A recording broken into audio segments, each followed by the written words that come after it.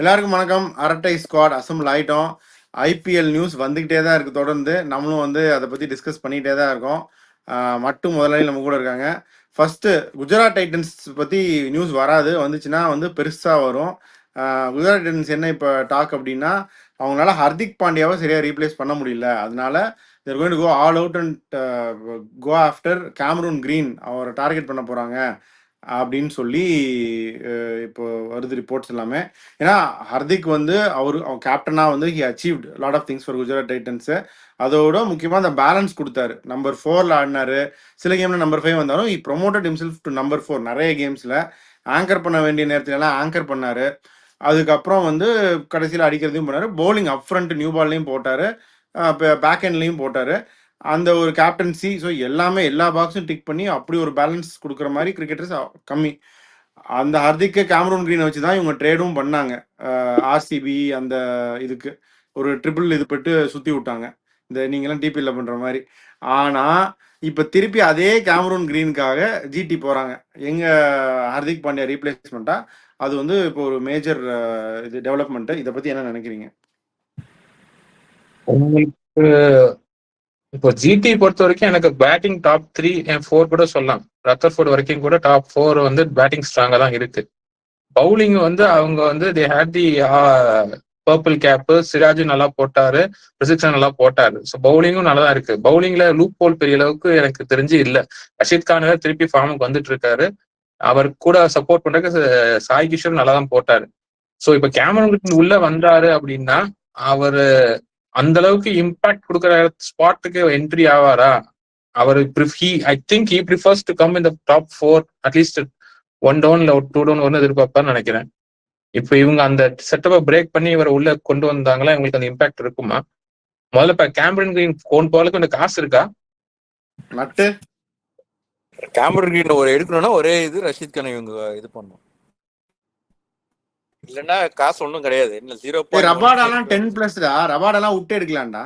Rabada விடலாம், விட்டு எடுக்கணும்னு கூட அவசியம் இல்லை, விடலாம். பட் அப்போ அந்த விட்டா கூட காசு இல்லையேன்ற. மற்றதெல்லாம் வெரி சீப்பாக தான் எடுத்திருக்காங்க, 2. ஏன்னா ரஷீத் கான் 18, ஐ திங்க் கில்லு, சாய் சுதர்ஷன் இவங்க ரிட்டைன் பண்ணது அதிகம்.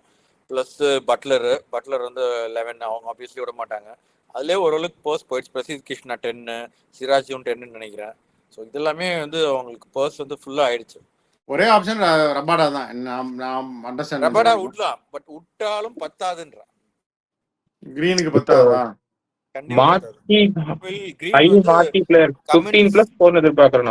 ஷாருக் கான் எவ்வளவு எடுத்தாங்க பிரதர்?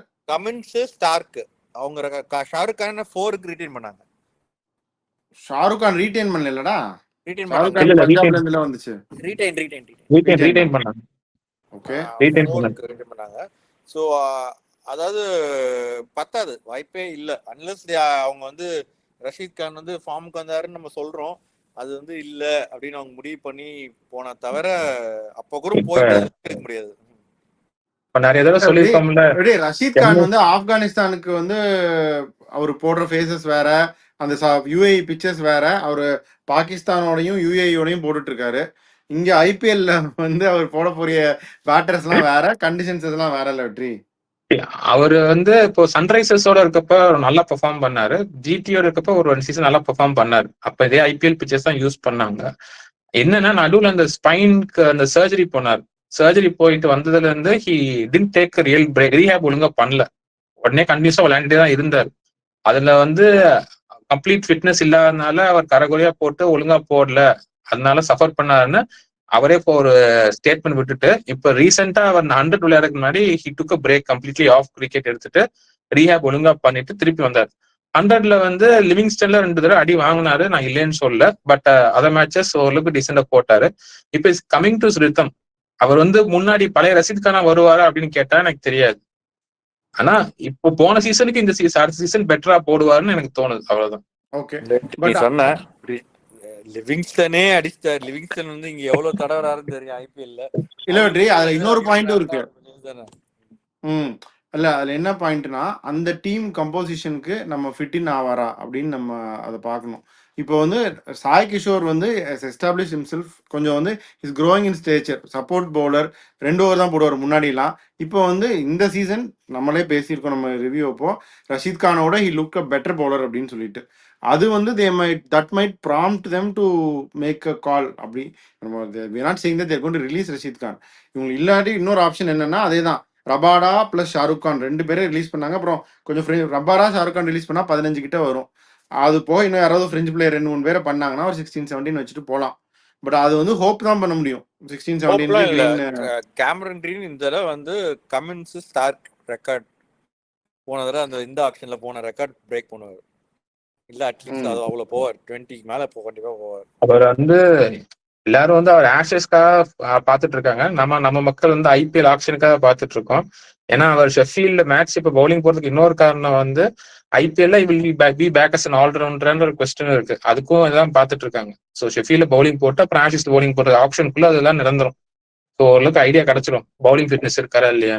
இந்த ஜெராட் குட்ஸே கண்டிப்பா 2.4 இந்த மாதிரிலாம் மொத்தமாக பண்ணாங்கன்னா தேத்தலாம். பட் அது கஷ்டம் தான். பட் ஆனால் நான் என்ன பாயிண்ட் சொல்றேன்னா, இப்போ அவரை வந்து எடுத்துட்டீங்க கேமரா. போன தடவை என்னன்னா ஈஷாந்த் சர்மா, அந்த அர்ஷத் கான், இவங்களெல்லாம் வந்து 2 ஓவர் போடுறதுக்காக யூஸ் பண்ணாங்க. 6 bowler. 6 பவுலராக எடுத்துட்டு இருந்தாங்க. இப்போ கேம் கிரீன் மாதிரி ஒருத்தர் உள்ள வந்துட்டார் அப்படின்னா ஒரு ஸ்பாட்டே அது ஃப்ரீ அப் பண்ணுது. நீங்க எக்ஸ்ட்ரா பேட்டிங்கை ஸ்ட்ரென்தன் பண்ணலாம். நீங்க அதை என்ன வேணாலும் பண்ணலாம் அந்த ஸ்பாட்டை யூஸ் பண்ணி. இன்னொரு ஸ்பின்னர் ஆடணும்னா ஸ்பின்னர் ஆடலாம். மோர் லைக்லி இதில் bring another out and out batter. இல்ல அவங்க வாஷிங்டன் சுந்தர் ரொம்ப அண்டர் யூட்டிலைஸ் பண்ணாங்க. அது அது வந்தாலே அதுக்கு தான் நான் வந்து சொல்றேன், ரஷீத் கானை ரிலீஸ் பண்றதுக்கு ஒரு சான்ஸ் இருக்கு. ஒரு ஆஃப் ஸ்பின்னர், ஒரு லெஃப்ட் ஆர்ம் ஸ்பின்னரோட அவங்க போனாங்கன்னா மீன் ரிஸ்க் எடுத்து கேமரன் கிரீன் போகணும்னா ரஷீத் கான் ரிலீஸ் பண்ணலாம். அப்படி பண்ணனா அப்ப மும்பை இந்தியன்ஸ் வந்து எடுத்துருவாங்க. எம்ஐ கேப்டவுன் மற்ற எம்ஐல எல்லாம் எல்லாத்தையும் வச்சிருக்கலாம். அவங்க வந்து நான் ரபாடாவும் என்னது ஆர்ச்சரியும் பும்ராவையும் ஒன்னா விளையாட விடுறேன்னு சொல்லிட்டு மும்பை வந்து திரும்ப வந்து நான் ஆல் அவுட் போய் ஆக்ஷனை வந்து காலி பண்ணலாம். அவங்க ஓரளவுக்கு நல்ல டீம் எடுத்திருக்காங்க, அப்படியே மெயின்டைன் பண்ண நல்லதுதான். Okay done. இப்போ நான் திரும்பவும் வழக்கம் போல சிஎஸ்கேக்கே வர்றேன். சிஎஸ்கேக்கு என்ன நியூஸ் அப்படின்னா, தலை வந்து திருப்பி ஆடுறாரு அப்படின்னு மீடியா ரிப்போர்ட்ஸ் ஃபுல்லாகவே இருக்கு. தலை ஆடினா சந்தோஷம் தான். பயங்கரமாக எல்லா பிஜிஎம்மும் ரெடி பண்ணி வச்சிருப்போம். என்ன இந்த வாட்டி கூலி போடுவாங்க தலை என்ட்ரிக்கு ஐபிஎல்ல. ஸோ நிறையா அதெல்லாம் இருக்கு, சந்தோஷம். நீங்கள் என்ன நினைக்கிறீங்கன்னு சொல்லுங்கள். பட் எனக்கு என்னன்னா, இப்போ தலையோட கண்டிப்பாக ஆடுவார். பட் தென் இப்போ சஞ்சு சாம்சன் வந்து திருப்பியும் வந்து ஆக்ஷனுக்கு வர்றதா தான் இப்போ எல்லா டீம்லையும் ஒரு தடவை கனெக்ட் போட்டு பார்த்துட்டாங்க. சஞ்சுவை எல்லா டீம்லையும் போட்டு பார்த்துட்டாங்க. பட் இப்போ திருப்பியும் லேட்டஸ்ட் ரிப்போர்ட்ஸ் என்னன்னா, டிராவிட் போனாலும் பரவாயில்ல, நானும் போதான் போகிறேன், நீங்கள் டிராவிட் வச்சிருக்கிறதுக்கும் இதுக்கும் சம்மந்தம் கிடையாது அப்படின்னு. I think is taking a call to walk in to the action. அப்படி இருந்துச்சுன்னா அவர் ஆக்ஷனுக்கு வந்து அவரை சிஎஸ் அப்படின்னா, சஞ்சு ஆக்ஷனுக்கும் வந்து சஞ்சு சிஎஸ்கேவும் எடுத்துட்டாங்க அப்படின்னா அதுக்கப்புறமும் தலை ஆடுவாராங்கிறதான் question mark. But as of now is playing for sure. இப்போதைக்கு ரிட்டையர் ஆகிற மாதிரி தெரியல. அந்த மீடியா ரிப்போர்ட் வந்து என்ன சொல்லுதுன்னா, தலை வந்து 2026 முடிச்சிருவாரு அப்படின்னு சொல்றாங்க. ஆனா நான் என்ன சொல்றேன்னா, அது எங்களுக்கு தெரியாது. 2026 ஆடுவாரு, அதுக்கப்புறமா ஆடுவாரா இல்லையான்னு அவருக்கே தெரியாது. ஆனா ரீசெண்டா வந்து has been working on fitness more அப்படின்னு நம்மளுக்கு கொஞ்சம் அந்த இன்புட்லாம் வருது. பட் ஆனா நம்மளுக்கு கிடைக்கிற எல்லாமே அந்த இன்ஸ்டாகிராம் ஃபீடும் வீடியோ ஃபீட்ஸ் நம்ம சொல்லிட்டு இருக்கோம். ஸ்ரீனிவாசன் வேற திருப்பி வராரு சிஎஸ்கே சேர்மனா, அதனால கூட அவர் திருப்பி வந்து அடுத்த வருஷம் கண்டிப்பா ஆடுவாருன்னு சொல்றாங்க.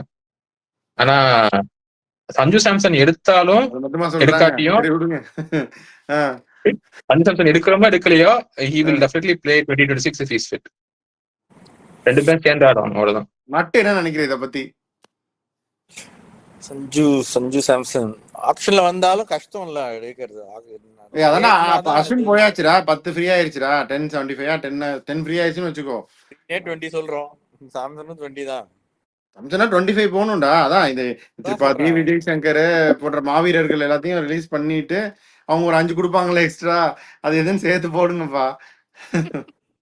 அதாவது 5 பிளேயர் கொடுத்துட்டு ஒரு பிளேயர் என்ன ஒரு அட்வான்டேஜ்னா, ஊருல் பட்டேல், ஆயுஷ் மாத்ரே இவங்க எல்லாம் வந்து 30 எடுத்து போட்டுருக்காங்கன்னு நினைக்கிறேன். அதனால ஓரளவுக்கு பேஸ் பிரைஸ் தான் எல்லாம்.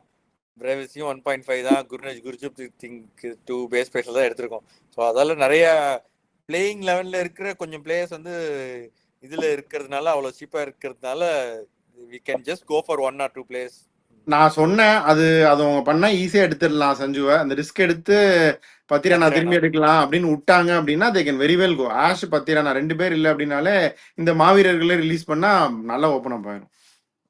பத்திரானா விட்டா பரவாயில்லன்னு சொல்றேன். அதேதான் மற்ற ரபாடாக் சொன்ன மாதிரி நீ சொல்ற 10 போக மாட்டான்ல, 10-11 போவானா மட்டும் பத்திரானா விட்டாலும். பத்திரானா இப்ப எப்படியா இருந்தாலும் இவங்க காசு கொடுக்கறது ஒன்றும் பிரச்சனை இல்லை. சாம்சனுக்கு போய் பார்க்கலாம். சாம்சனுக்கு அப்புறம் தான் பத்திரானா வர போறாரு. So you can just go all out for Samsung. அப்படி முடியலன்னா திரும்ப பத்திரானா எவ்வளவு வேலை கொடுத்துனா எடுத்துக்கோங்க, அவ்வளவுதான். அந்த ரிஸ்க் எடுக்கணும் அப்படின்னா போலாம். அந்த முன்னாடி சொன்ன மாதிரி சிஎஸ்கே அந்த லாயல்டி ஃபேக்டர்ன்றதுனால அவங்க கண்டிப்பா அவ்வளவு ஈஸியா ரிலீஸ் பண்ண மாட்டாங்க. அந்த கால்குலேட்டிவா பண்ணுவாங்களா? எப்பயுமே அந்த கால்குலேட்டிவா எடுக்கிறது தான் வந்து நம்ம ஆக்ஷன் பண்ற மாதிரியா இருக்கும். அவங்க விட்டு எடுக்கலான்னு. அதாவது நம்ம ஒரு வருஷமும் சிஎஸ்கே வந்து இந்த பிளேயர் அந்த டீம்ல விளையாடல, நம்ம டீமுக்கு வந்து நல்லா விளையாடுவாங்க, நம்ம டீமுக்கு வந்து நல்லா விளையாடுவாங்கன்னு கொஞ்சம் பேர் பண்ணாங்க. உத்தப்பா ரஹானாலாம் போன வருஷம் பட்டுட்டாங்க. அதே மாதிரி திரும்ப இந்த தடவை போய் மேக்ஸ்வெல் அப்படின்னு ஏதாவது போயிட போறாங்க.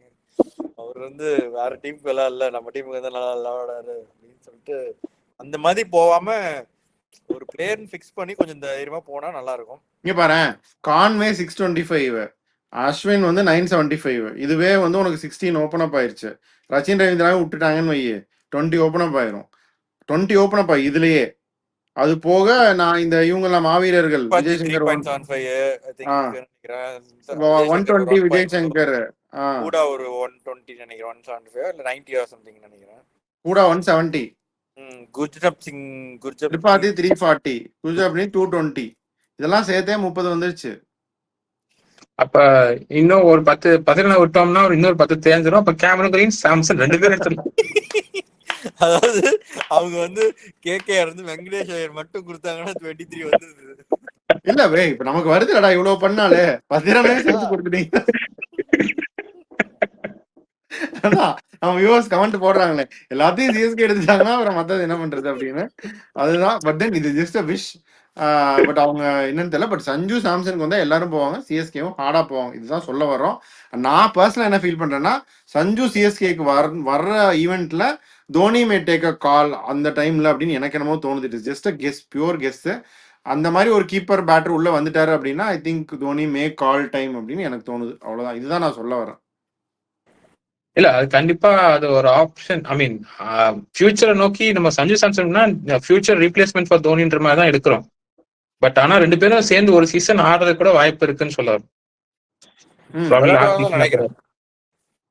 ஒரு சீசன் மட்டும் ஆடி முடிச்சுட்டு மேபி அது டேக் அ கால் கூட இருக்கலாம். Provided they take him. Okay, இப்போ ஒரு ஐபிஎல் லெஜெண்ட் ரிட்டையர் ஆயிருக்காரு அமித் மிஸ்ரா. மிஸ்ரா ஜி வந்து இந்தியாவுக்காக விளையாடி இருக்காரு, டெஸ்ட் ஆடி இருக்காரு, ஒயிட் பால் ஆடி இருக்காரு. இப்போ ஐபிஎல் இருந்து ரிட்டையர் ஆயிருக்காரு. உன்னோட top 5 wicket takers, leading wicket takers ஐபிஎல்ல. நீங்க 2 ஹேட்ரிக் எடுத்திருக்காருன்னு நினைக்கிறேன் மட்டும். 2 ஹேட் சம லெக் ஸ்பின்னர். ஐபிஎல் 3 2008 2011 அப்புறம் இன்னொரு வருஷம் 3 எடுத்திருக்காரு. 166 விக்கெட்ஸ் எடுத்திருக்காரு. 5 for 17. எக்கானமி வந்து 7.36 after playing 154 matches. Strike rate வந்து 19.55. ஆல்மோஸ்ட் ஒரு எல்லா மேட்சும் விக்கெட் எடுக்கிறாரு. ஒரு ஃபன் ஃபேக்டர் வந்து ரஞ்சி ட்ரோஃபில டபுள் செஞ்சுரி அடிச்சிருக்காரு. பாருங்க நகாரம் நினைக்கிறேன். இப்போ இதுல என்னன்னா நமக்கு டக்குன்னு ஒரு டாப் இந்தியன் லெக் ஸ்பின்னர்ஸ் இன் ஐபிஎல் அப்படின்னா சாஹல் நம்பர் 1 வரும், இல்ல அமித் மிஸ்ராவே நம்பர் 1 வரும், பியூஷ் சாவ்லா. இவங்க 3 பேர் தான் டக்குன்னு நமக்கு தோணும். கும்ளே வந்து ஃபர்ஸ்ட் 2 வருஷம் தான் விளையாண்டாரு. ஸோ அதனால டாப் 3 லெக்கீஸ், இந்தியன் லெக்கீஸ் அப்படின்னா இவங்க அமித் மிஸ்ரா கண்டிப்பா அந்த டாப்ல இருப்பாரு. கண்டிப்பா. I think 8th overall number of wickets in IPL நினைக்கிறேன். ஸ்பின்னர்ஸ்னா கண்டிப்பா டாப் 5ல இருப்பாரு. அவர் ஆல் டைம் ஸ்பின்னர் டாப் 5ல கண்டிப்பா இருப்பாரு. ஃபர்ஸ்ட் டெல்லி டேர்டெவில்ஸ் தான் அவர் ஆரம்பிச்சார் ஐபிஎல் கரியரை. அதுக்கப்புறம் டெக்கான் சார்ஜர்ஸ்க்கு போனாருன்னு நினைக்கிறேன். அங்கங்க அப்படியே சுத்திட்டு இருந்தாரு, நிறைய கொஞ்சம் இது பண்ணாரு. ஃபைனலி இப்போ லக்னோ சூப்பர் ஜெயின்ஸ் வந்து ஐ think he finished his career. டெஃபினட்டா அவர் பண்ண நம்ம எதிர்பார்க்க நேரத்தை அந்த ஹேட்ரிக்லாம் எடுத்து கொடுத்து மேட்ச் ஜெயிச்சு கொடுத்துருக்காரு. அவர் மற்றபடி கண்ட்ரோல் தான் வச்சிருந்தாரு. பேசுறதுக்கு ரன்னை கொடுக்கல. சொன்ன மாதிரி எக்கானமி வந்து ரொம்ப நல்ல எக்கானமி ரேட் தான் அவரு. ஸோ வெரி யூட்டிலிட்டி பிளேயர் தான். So good, will be wish him all the best in his future endeavours. It was nice. அவர் வந்து நிறைய ஐபிஎல்ல வந்து நிறைய ஒரு எக்ஸைட்டிங் மூமெண்ட்ஸ் கொடுத்துருக்காரு. So thank you for all that. இப்போ இவ்வளோதான் இன்னைக்கு வந்து இம்பார்ட்டண்ட் நமக்கு ஐபிஎல் மீடியாவில் வந்தது வந்து இதுதான். கேமரூன் கிரீன் ஃபார் ஜிடி, அதை அவங்க எப்படி பிளான் பண்ணுறாங்க, அவங்க ஆனால் பயங்கரமாக ஹை பண்ணுறாங்க அப்படின்றது இது. வழக்கம் போல் இன்னொன்று வந்து தலை உள்ளே வர்றது, அப்புறம் சஞ்சு போக போகிறேன் அப்படின்னு சொல்கிறது தான். முதலாளி உங்களுடைய துணுக்கு மூட்டைகள் ஏதாவது இருந்தால் நீங்கள் சொல்லுங்கள், எல்ஸ் வி கேன் க்ளோஸ். முட்டைகள்லாம் பெருசா வரும் அதுக்கப்புறம் இல்ல. இவர் கோலி வந்து யூகேல இருந்தே லண்டன்லயே இருந்தே அவரோட ஃபிட்னஸ் டெஸ்ட் கம்ப்ளீட் பண்ணிருக்காரு. ஏதோ ஹையஸ்ட் ஸ்கோர் அப்படின்னு சொல்லியிருக்காங்க. ஆக்சுவலா ஸ்கோர் ரிவீல் பண்ணக்கூடாதுன்னு சொல்லியிருக்காங்க. ஆனா மீடியா ரிப்போர்ட்ஸ் வந்து இருக்கிறதுல ஹையஸ்ட் ஸ்கோர் அவர் வந்து இந்தியாவில இருந்ததை விட லண்டன்ல அதிகமா ஸ்கோர் எடுத்திருக்காரு அப்படின்னு சொல்றாங்க. So he's fit to go to Australia அப்படின்றது டிசைட் பண்ணியிருக்காங்க. அதுல ஸோ மற்றபடி ஏஷியா கப்பு அவ்வளவுதான். வில் சி, வேற ஏதாவது நியூஸ் வந்தா will update you as soon as possible. So sign off with this. வேற ஏதாவது கமெண்ட்ஸ் இருக்கா பாய்ஸ்? அவ்வளோதான் வெற்றி. Will sign off. Signing off you artist. By.